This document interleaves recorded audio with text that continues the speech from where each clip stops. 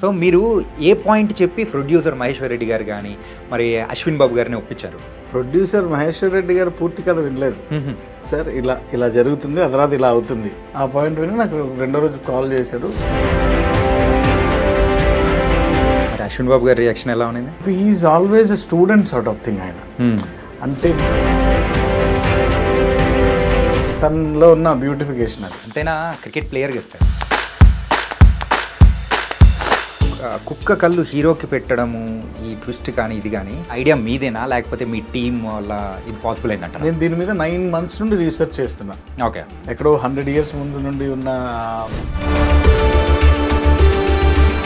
మైత్రి వాళ్ళు మూవీ చూసిన తర్వాత వాళ్ళ రెస్పాన్స్ ఏంటి అసలు? పెట్రోల్ బ్యాంక్ తర్వాత చిన్న టీ బ్రేక్ లాంటిది వస్తారు కదా, వాళ్ళు బయటకు వచ్చి వాళ్ళు అంటే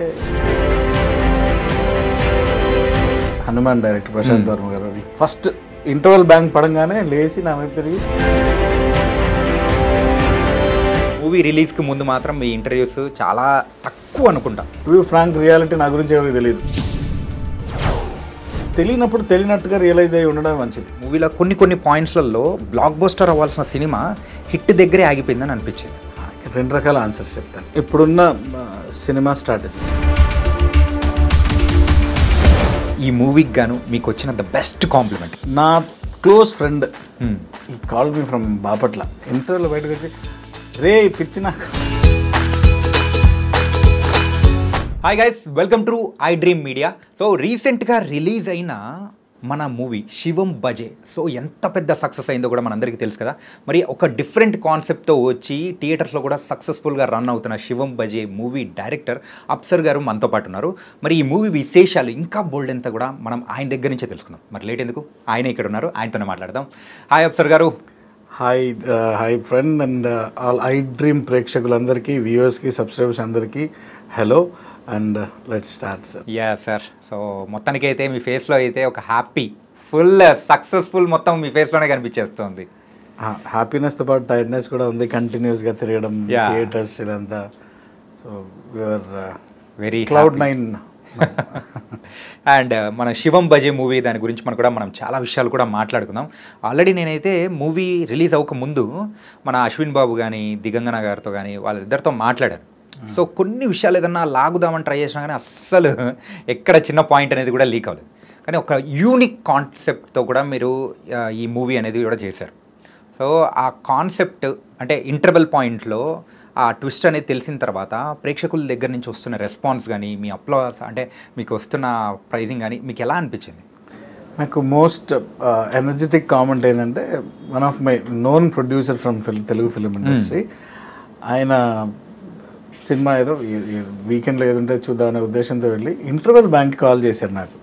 నా నంబర్ సమ్వేర్ ఎక్కడో తీసుకొని చేసి, నేను సినిమా ఓకే గంధర్వ చూసిన తర్వాత I have opinion on you, but ఇది చూసిన తర్వాత was mind blowing interval bank అంటే. సార్ ఎలా చెప్తున్నది, ఏం చేయబోతున్నది, ఎలా అవుతుంది పాసిబిలిటీ అని ఈజ్ ఆస్కింగ్ మై క్వశ్చన్స్ అడుగుతున్నారు. సార్ ఒక పాప్కార్న్ తీసుకుని వెళ్ళి కూర్చోండి సార్, నెక్స్ట్ హాఫ్లో బ్రీఫ్ చేశాను అది అని చెప్తే పాపం నవ్వి ఓకే. మళ్ళీ ఈ మూవీ అయిపోయిన తర్వాత he called me. It's a great concept, well executed అప్సర్ అని. సో ఇట్ వాజ్ ఇంటర్వెల్ బ్యాంక్లో కాల్స్ వచ్చాయి ఎక్కువ, నాట్ ఓన్లీ ఆయన దగ్గర నుండి కాకుండా ఫ్రెండ్స్ దగ్గర నుండి ఇంకా చాలామంది దగ్గర. క్యూరియాసిటీ ఆపుకోలేక నా నంబర్ నేనంటే ఎవరో తెలిసిన వాళ్ళు ఫోన్ చేసిన వాళ్ళు ఉన్నారు నాకు. So that was going very fine in theatres. And ఇంకోటి ఏంటంటే కుక్క కళ్ళు హీరోకి పెట్టడము, ఈ ట్విస్ట్ కానీ ఇది కానీ ఏదైనా కానీ ఒక ట్విస్ట్ అనేది వచ్చిన తర్వాత చాలా మూవీస్ ఫెయిల్ అయ్యేది ఏంటంటే దాన్ని జస్టిఫికేషన్ అయ్యేటట్టు నెక్స్ట్ అంటే విడమర్చి చెప్పడం మాత్రం అది ఫెయిల్యూర్ అవుతుంటారు. కానీ ఇక్కడ మాత్రం మీరు చాలా నీట్గా చెప్పారు, అది కూడా తక్కువ టైంలో.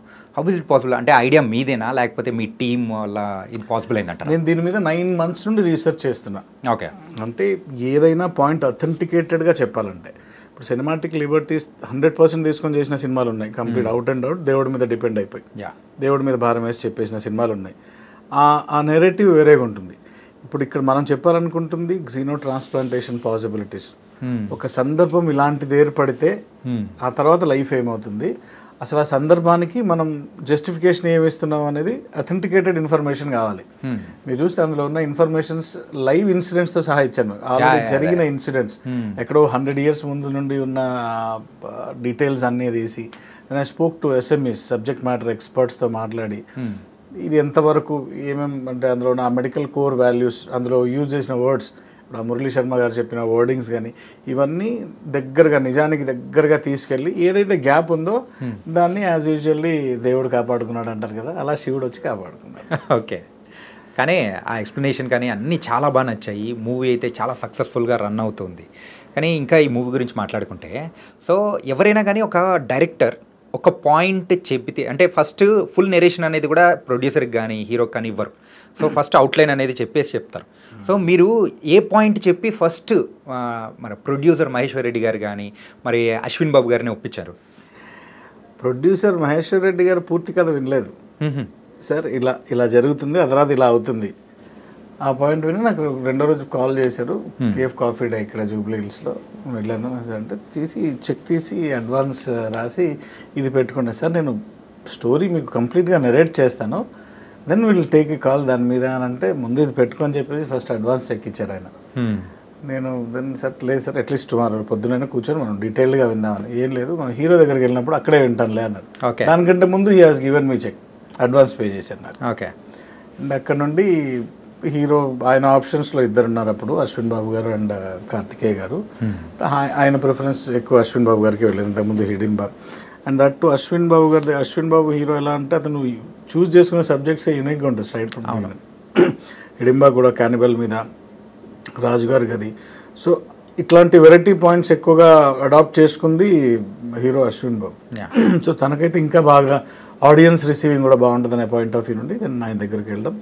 సో ఆ కథ ఆయనకు చెప్పంగానే నేను ఫస్ట్ నెరేట్ చేసిన ఇమీడియట్లీ ఈ సైడ్ మనం ఇది చేస్తున్నామని. రెండో రోజు పొద్దున్నే ఓంకార్ గారు విన్నారు. చెప్పింది చెప్పినట్టు 75% స్క్రీన్ మీదకి వెళ్తే ఇది సక్సెస్ అవుతుందని ఈ సైడ్. అండ్ సినిమా మొత్తం అయిన తర్వాత ప్రివ్యూ వేసాం. ప్రివ్యూ వేసినప్పుడు మీరు చెప్పింది ఇక్కడికి వచ్చింది, ఇంకా మిమ్మల్ని ఆపలేరు, డెఫినెట్లీ సక్సెస్ అవుద్ది అని చెప్పి ఆయన he blessed us a lot. Lot of guidance ఉంది ఓంకార్ గారిది కూడా ఇందులో. ఓకే, మరి అశ్విన్ బాబు గారి రియాక్షన్ ఎలా ఉంది? He's happy, he's always a student sort of thing ఆయన.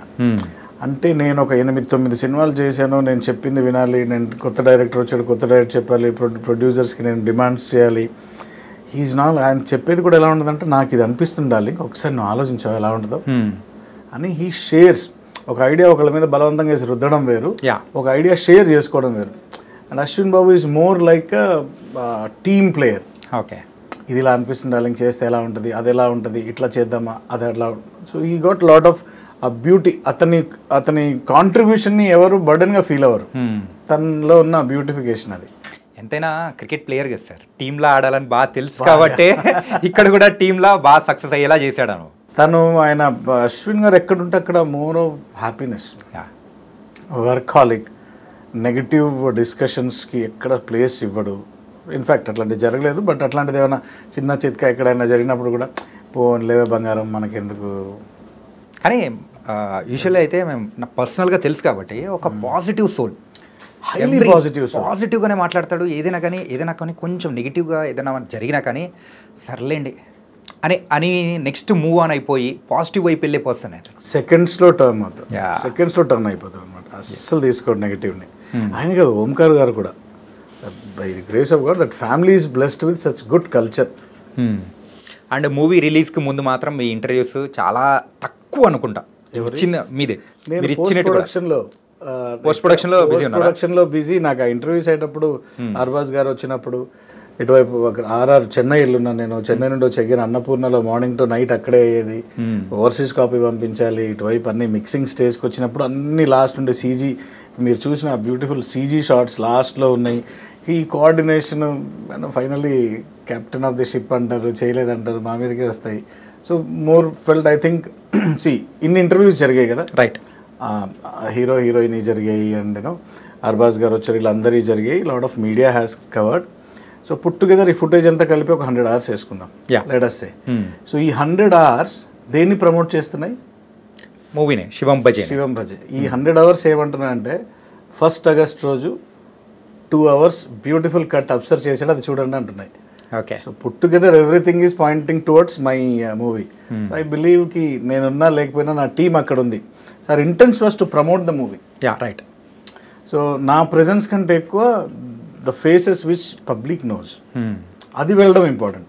ఇప్పుడు ఇది రిలీజ్ అయిన తర్వాత అప్పుడు మెల్లిగా now my name has started అర్నింగ్కి కొద్ది క్రెడిట్స్ ఎర్న్ చేస్తుంది. టు బి ఫ్రాంక్ రియాలిటీ నా గురించి ఎవరికి తెలియదు. సో తెలియనప్పుడు తెలియనట్టుగా రియలైజ్ అయ్యి ఉండడం మంచిది. కానీ ఒక విషయం చెప్పనా, సో ఈ కాన్సెప్ట్ అనేది చూసిన తర్వాత ఎవరైనా కానీ అరే భలే తీశాడు అంటే భలే యాక్ట్ చేశారు అని అది వేరే వస్తుంది. కానీ భలే తీశాడు అని చెప్పేసి డైరెక్టర్ని గుర్తు తెచ్చుకుంటారు. సో ప్రేక్షకులు కూడా అరే ఆ డైరెక్టర్ ఎవరు అని అంటే వాళ్ళు ఎవరా అని వెయిట్ చేస్తున్నారు అనమాట. ఆ క్యూరియాసిటీ అయితే ఉంది. అండ్ మీకు ఇంకో విషయం కూడా చెప్పాలి. My first movie was Gandharva. Right. Anti ageing మీద, ఒక మనిషి ఏజ్ 25 yearsలో లాక్ అయితే ఏమవుతుంది, అతని వైఫ్ 68 yearsలోకి టర్న్ అయింది, కొడుకు 50 years, ఆ కాన్సెప్ట్లోది. ఇప్పుడు దాని సెర్చ్ ఎక్కువైంది గంధర్వాది ఈ లాస్ట్ 3-4 daysలో. గంధర్వాకి వెళ్ళి ఇప్పుడు అమెజాన్లో again they are watching Gandharva. So this is helping again my previous movie also. Okay, మొత్తం మీద అయితే మీ ఫస్ట్ మూవీలో అయితే ఒక డిఫరెంట్ కాన్సెప్ట్ అండ్ ఇప్పుడు కూడా ఇంకొక డిఫరెంట్ కాన్సెప్ట్ అనేది కూడా తీసుకొని వచ్చేసాం. అవును. ఓకే, సో ఇంత సక్సెస్ఫుల్గా రన్ అవుతుంది. మైత్రి వాళ్ళు మూవీ చూసిన తర్వాత వాళ్ళ రెస్పాన్స్ ఏంటి అసలు? అంటే మైత్రి మూవీ మేకర్స్ రిలీజ్ చేయడం అంటేనే అక్కడే ఒక పాజిటివ్ ఇంటెంట్ అనేది వచ్చేసింది. ప్రేక్షకులు కూడా ఇందులో మ్యాటర్ ఉందిరా అని చెప్పేసి ప్రేక్షకులకు కూడా ఒక పాయింట్ ఆఫ్ వ్యూ వచ్చేసింది. There was a positive intent. First వాళ్ళు ఆ కంటెంట్ని చూడంగానే దాన్ని సెట్ ఇంటర్వెల్ అయిన తర్వాత ఫస్ట్ జనరల్గా చూసేటప్పుడు షో వేసినప్పుడు కూడా ఇంటర్వెల్ బ్యాంక్ తర్వాత చిన్న టీ బ్రేక్ లాంటిది వస్తారు కదా, వాళ్ళు బయటకు వచ్చి వాళ్ళు అంటే ఏంటి ఎలా ఇది పాసిబిలిటీ ఉంటుందా? ఈవెన్ ప్రశాంత్ వర్మ, హనుమాన్ డైరెక్టర్ ప్రశాంత్ వర్మ గారు, he came first interval bank పడంగానే లేచి నా వైపు తిరిగి అవుతా ఇలాగా అని. So they was a curiosity generate at the time of interval. ఆ క్యూరియాసిటీ సెకండ్ హాఫ్లో హోల్డ్ అవ్వడం ప్లస్ అయింది and the face of second half కూడా. సో అలాగే మైత్రి మూవీ మేకర్స్ కూడా ఈ పాయింట్ అండ్ ఆ కన్సీవింగ్ చూసిన తర్వాత they said will be good enough to release with our banner అని. సో అక్కడే వి సక్సీడెడ్ అన్న సెకండ్ ప్లేస్. యా, అండ్ కానీ నాకు ఈ మూవీలో కొన్ని పాయింట్స్లలో బ్లాక్ బస్టర్ అవ్వాల్సిన సినిమా హిట్ దగ్గరే ఆగిపోయిందని అనిపించింది. మీకు కూడా ఏమన్నా అనిపించిందా? మీరు చెప్పండి. మీరు మూవీ చూశారు కదా? నేను చూశాను. Done. What was your reaction? ఏంటంటే ఒకటి, అర్బాజ్ ఖాన్ గారిని హిందీ మార్కెట్ కోసమే వాడుకున్నారా? Is it true? అంటే ఆయన అంటే ఆ మూవీలో ఆయనకు అంత ఇంపార్టెంట్ రోల్ అనేది కూడా దక్కలేదేమో అనిపించింది. ఇక్కడ 2 రకాల ఆన్సర్స్ చెప్తాను. Yeah please. ఫస్ట్, ఇప్పుడున్న సినిమా స్ట్రాటజీ, తమిళ నుండి ఒకళ్ళని, మలయాళం నుండి ఒకళ్ళని, హిందీ నుండి ఒకళ్ళని, లేదు కథ వాళ్ళని ఎంచుకుంది అని ఇప్పుడు నేను చెప్పినా కానీ నేను వెళ్ళిన తర్వాత మేము విన్నాలే చాలా అంటారు మీరు. రియాలిటీ ఏంటి? బిజినెస్ పాయింట్ ఆఫ్ వ్యూ నుండి ఆర్టిస్టులను తెచ్చుకునేది. అదర్వైజ్ తెలుగులో ఆర్టిస్టులు లేక కాదు, తెలుగులో మహా భయంకరమైన ఆర్టిస్టులు ఉన్నారు అండ్ మన ఆర్టిస్టులు బయటికి వెళ్ళి చేస్తున్న వాళ్ళు చాలామంది ఉన్నారు.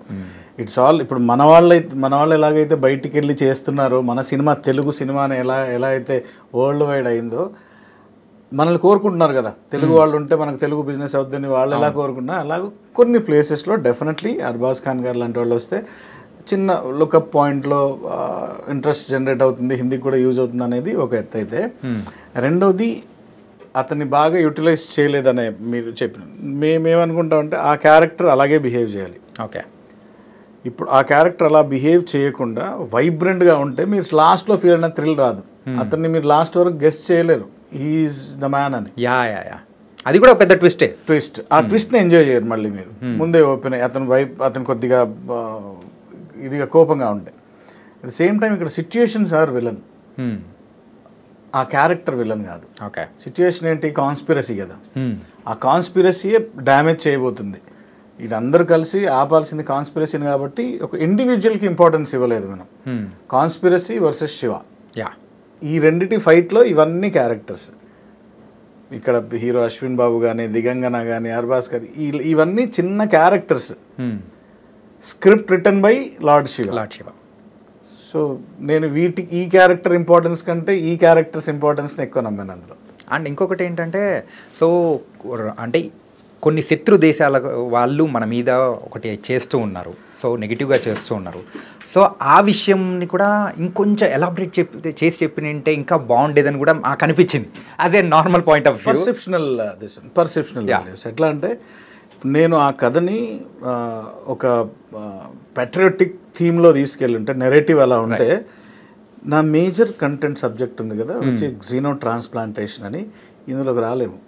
మేము అది ఆలోచించాం, అలా వెళ్తే ఎలా ఉంటుంది, దీనికి ఒక 4-5 లేయర్స్ వేసుకున్నాం. ఓకే, ఒకవేళ డాగ్ పాయింట్ ఆఫ్ వ్యూ నుండి కంప్లీట్గా ఎలా ఉంటుంది, ఇంకా రకరకాల పాయింట్స్ వేసుకున్నాం. కానీ బట్ ఒకటి తీసుకుంటే రాక్షసుడు రిఫరెన్స్ వస్తుంది, ఇంకోటి తీస్తే ఇంకోటి ఏదో రిఫరెన్స్ వస్తుంది, మిక్స్ మర్జ్ అవుతుంది. అందుకనే we thought this is the best narrative. ఇందులో ఒక ప్రాబ్లం సాల్వ్ చేసేవాడు, వీళ్ళిద్దరు ఈ ప్రాబ్లం సాల్వ్ అయ్యేటప్పుడు మధ్యలో వచ్చిన క్యారెక్టర్స్ ఏంటి అనే పాయింట్ మీద వెళ్తూ xeno transplantation is major point. ఇందులో నా ప్లాటే అది.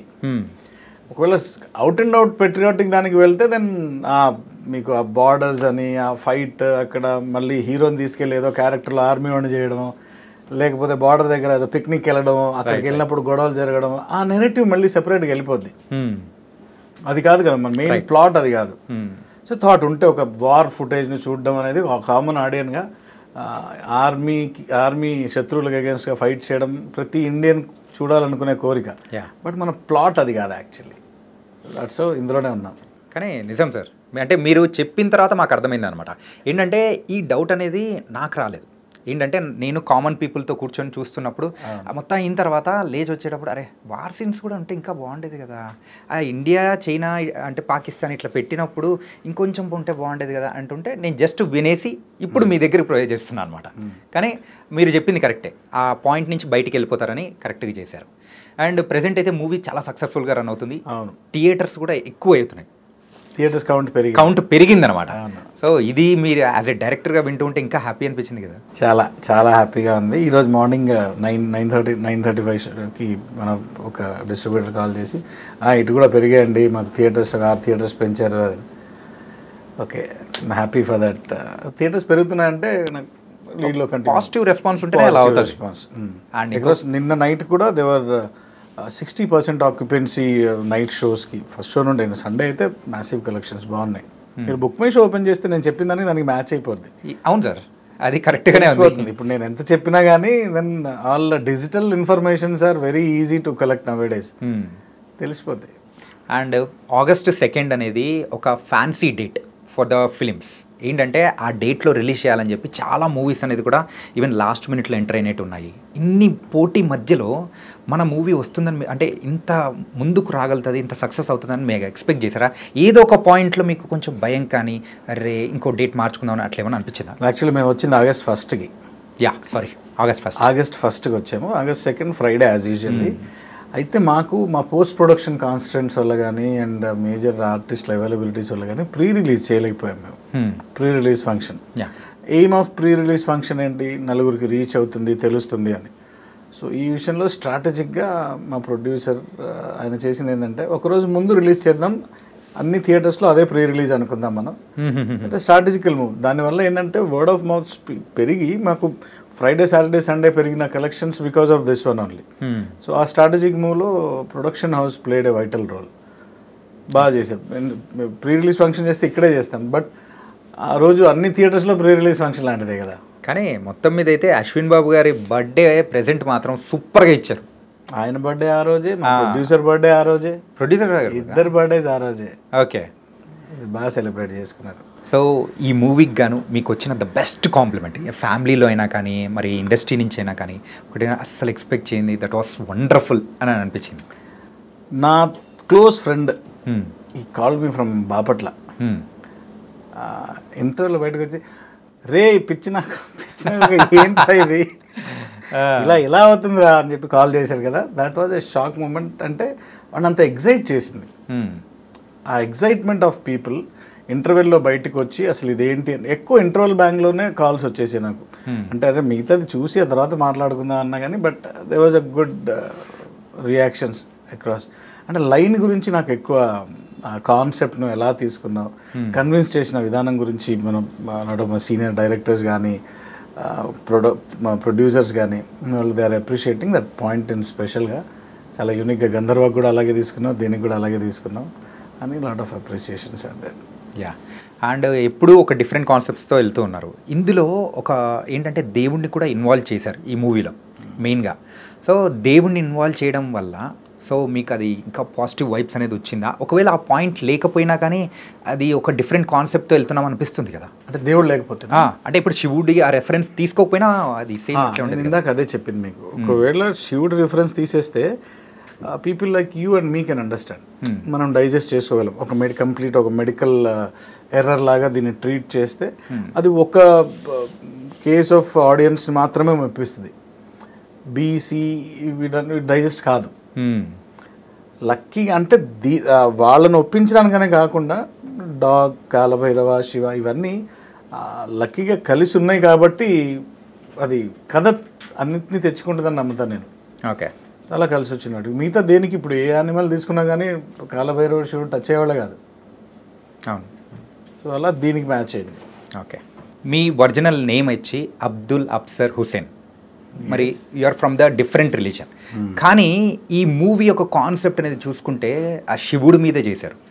సో అది రీసెర్చ్ ఎలా చేశారు? సో ఎలా అనిపించింది మీకు? చేయగలుగుతానని అనిపించిందా అసలు? నేను చాలా షార్ట్గా చెప్తాను మీకు, అందరూ యాక్సెప్ట్ చేసే ఆన్సర్ చెప్తాను. సోల్జర్, డాక్టర్, రైటర్, ఈ ముగ్గురికి బ్యారియర్స్ ఉండవు. ఈ ముగ్గురికి కులమతాలతో సంబంధాలు ఉండవు. ఒప్పుకుంటారా ఈ మూడింటికి? సోల్జర్ నేను ఓన్లీ హిందువులనే కాపాడుతానని అక్కడ నిలబడితే కుదరదు. అలాగే ముస్లిం సోల్జర్ నేను ముస్లిమ్స్నే కాపాడుతాను, హిందూస్ని కాపాడుతానంటే కుదరదు. డాక్టర్ కూడా అలాగే క్యాస్ట్ చూసి ట్రీట్మెంట్ చేయడు డాక్టర్, మనిషిని చూసి ట్రీట్మెంట్ చేస్తాడు. రైటర్ కూడా అంతే, ఏ కార్నర్లోకైనా వెళ్ళి రాసుకోవచ్చు. సో ఆ రైటర్కి ఉండే లిబర్టీస్ తను నాలో ఉన్న రైటర్ అన్ని కులాల గురించి మతాల గురించి నేర్చుకున్నాడు. Being a Abdul Afsar Hussain, I love almighty my Allah. నాలో ఉన్న ఒక రైటర్ అందరినీ ఇష్టపడతాడు. అండ్ తప్పే ఉంది ఇప్పుడు నాది నేను నమ్ముతూ మీది నమ్మితే నాకు వచ్చే నష్టమే ఉంది? తప్పేం లేదు. నేను అడిగిన క్వశ్చన్ నమ్మడమే నేర్చుకోవడం. ఏంటంటే ఒక డిఫరెంట్ రిలీజియన్స్ నుంచి వచ్చిన పర్సన్ ఇట్లా రీసెర్చ్ చేయాలంటే నార్మల్ పర్సన్ కంటే ఎక్కువ రీసెర్చ్ చేయాలి. మీరు అది కూడా ప్రొజెక్ట్ చేయడం అనేది కూడా పర్ఫెక్ట్గా ప్రొజెక్ట్ చేశారు, ఈవెన్ ఇన్ సీజీ కానీ. లేకపోతే నాకు ఫేవరెట్ చెప్తున్నాను. సో ఈ మూవీలో ఉన్న శివుడి సాంగ్ అయితే ఈశ్వరం ఈశ్వరం అని వచ్చే సాంగ్ నిజంగా అదైతే చాలా అంటే సూపర్గా. That all credit goes to Purnachari, మా లిరిసిస్ట్. అద్భుతంగా రాశాడు. అండ్ మేజర్ ఈ సినిమాని పైకి లేపిందంటే ఇంకా బాగా మ్యూజిక్ డైరెక్టర్ వికాస్ బడిసా. మేము ఒక 5-6 days చెన్నైలో తనతో ఉన్నాను. లాట్ ఆఫ్ రిఫరెన్సెస్ తీసుకుంటే ఇది బాగుంది కదా అంటే, ఇది కూడా కాదు సార్, ఇంకా కొత్తగా ఇవ్వాలనుకుంటున్నా, నాకు కూడా కెరీర్ ఆప్షన్ కదా ఇది, దీంతో నాకు మంచి ఆపర్చునిటీస్ రావాలి, అందులో శివుడి కాన్సెప్ట్ అని తను ఎన్ని ఆప్షన్స్. నాకు ఒక్కోసారి నిద్ర వచ్చి అలా స్టూడియోలోనే అలా కొనుకేసేవాడిని.